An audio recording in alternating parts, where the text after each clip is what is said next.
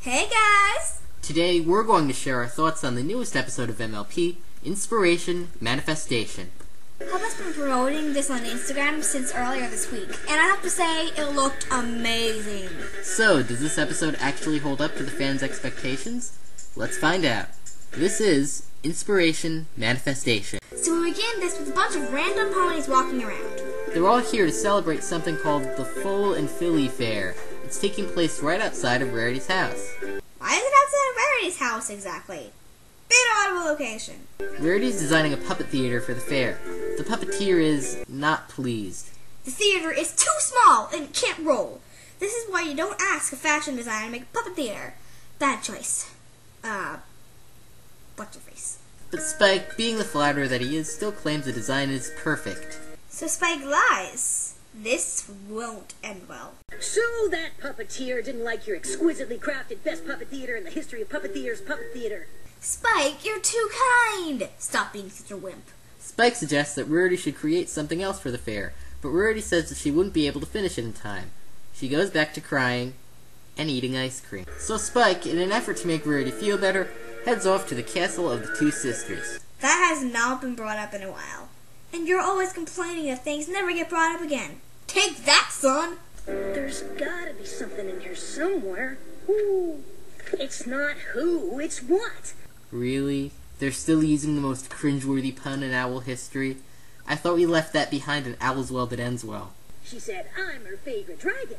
You're also the only dragon she knows. You're taking this too seriously. Realize the facts. After some digging around, Spike opens a secret door with what appears to be a spellbook inside. Spike takes the book, but as he walks down the stairs, the room starts to shake and the stairs all crumble behind him. He doesn't notice. Seriously, Spike, pay attention. So after Meredith gets the book, she does this big complicated spell rhyme thingamajig that actually isn't that complicated, and her eyes and horn aura turn green. The spell Rarity casts is called Inspiration Manifestation, and it brings ideas to life. Sure enough, all Rarity has to do is think about making the book look pretty, and it does, and so does his couch. Rarity goes to find the puppeteer so she can make him a better theater. So that I may provide him with the most fabulous theater he's ever imagined. Or should I say that I've ever imagined? Rarity, go. Chill. One of the weirder parts of this episode is how Rarity keeps switching from her normal self to this green-eyed insane version. When she's normal, she acts regular, but once her eyes turn green, she starts taking all her inspiration from Lesson Zero's Twilight Sparkle. The change is really jarring, and I'm not sure if it's warranted. Still, it is fun to see Rarity acting insane, even if it is a little out of place. I imagine there would be bad idea Rarity, fanfictions, and art everywhere.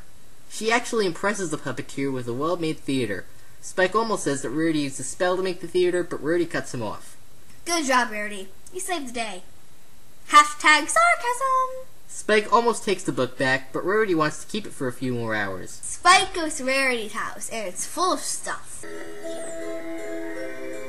Whoa.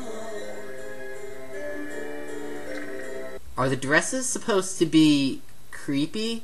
Why are you playing that creepy music when nothing scary is happening? It's because Rarity looks like a psycho. Catch up. Alright, her eyes twitch a little. Compared to the insane faces the show has given us, this looks really tame. Also, the hair is messed up.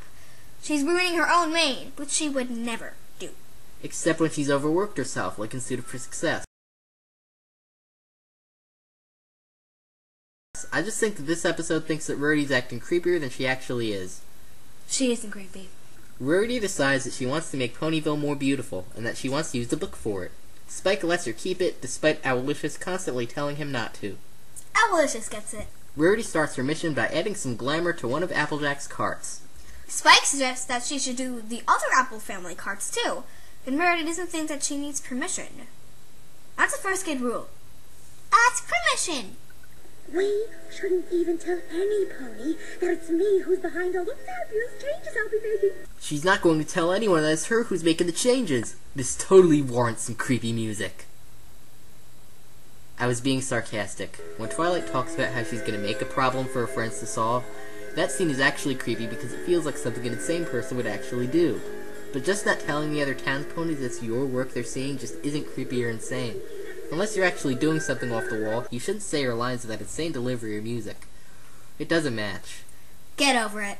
What? I'm not allowed to talk about an episode's problems? Yeah, go with that.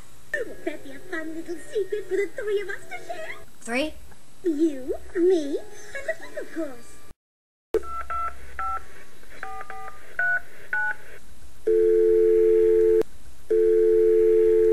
Hi, hello, mental asylum? Yeah, we need a little help over here. So Rarity uses her magic to make a dress for Rainbow Dash. It pops onto her while she's flying. She struggles to get out. I don't think she can get out. Then, Rarity turns the birdhouse into a bird mansion. The bird can't find his way out. Gee, I wonder what she's gonna do next. Oh no. Hold on a minute. I need to get this off. One eternity later. We see a kid's birthday party, which Rarity makes fancy. Pinkie Pie is in shock. I would be surprised if she wasn't. Rarity decides that Spike needs some extra beauty as well, and so she makes him some crystal armor. Actually, not such a fashion-forward choice. How is he supposed to move, exactly? And there's another thing. This episode is probably the closest look we've gotten as to how the inside of Rarity's mind works, and from the looks of things, her mind is a strange place. Twilight asks Spike about what's happening, but he won't say anything. Things get worse when Rarity literally starts paving the streets with gold, making it so that none of the other ponies can see. I always knew that the streets are paved with gold was a terrible metaphor. I think we all did. Here's another thing I don't get. The way Rarity gives that creepy giggle as she looks at the streets would make you think that she has some sort of evil intentions, but we can tell she clearly doesn't. She just wants to make Ponyville beautiful and doesn't realize that her changes aren't helping. She's totally innocent, so the episode doesn't need to make her look evil. Actually, she's not that innocent. The magic is corrupting her, so that's actually the book talking. Either way, the destruction she caused is all unintentional, so trying to make her look villainous winds up failing. Going back to Lesson 0, there, Twilight intentionally sends the entire town into chaos. That is genuinely psychotic. What Rarity's doing here just doesn't match with the creepy way the episode tries to present her.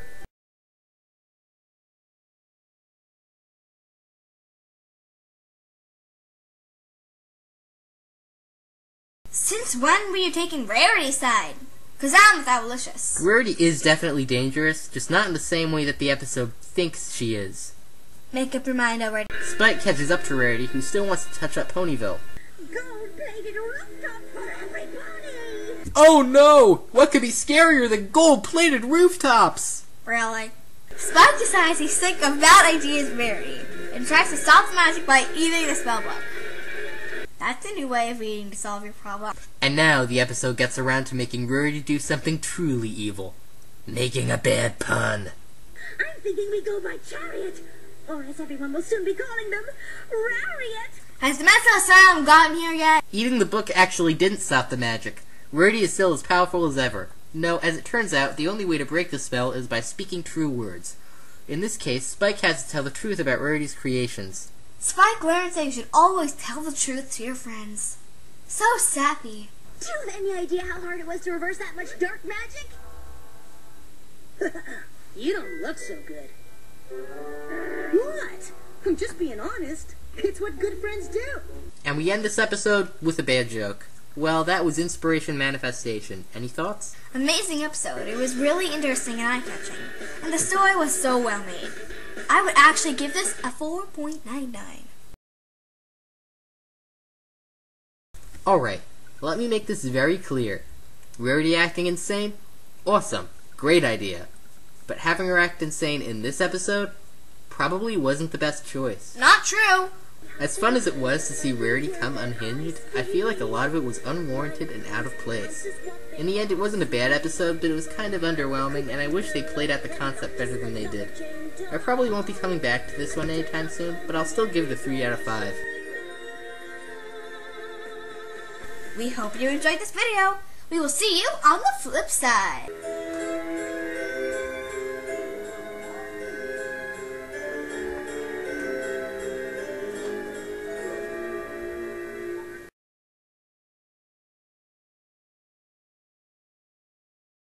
Gold-plated rooftop for everybody!